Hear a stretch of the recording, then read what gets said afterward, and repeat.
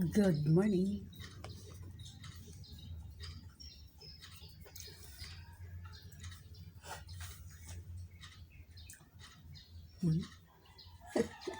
Nakita niyo to?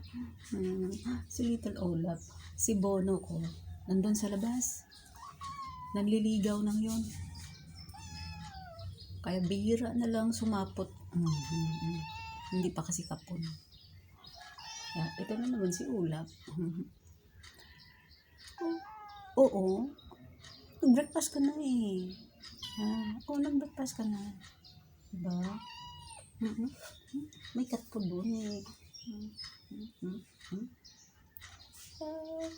1 week pa lang siya dito sa akin. 1 week pa lang to namin napulot. Wawa kasi pero malusog na siya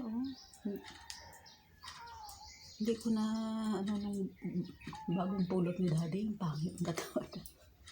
Ngayon malusog na siya, bilog na. Sige. Good morning.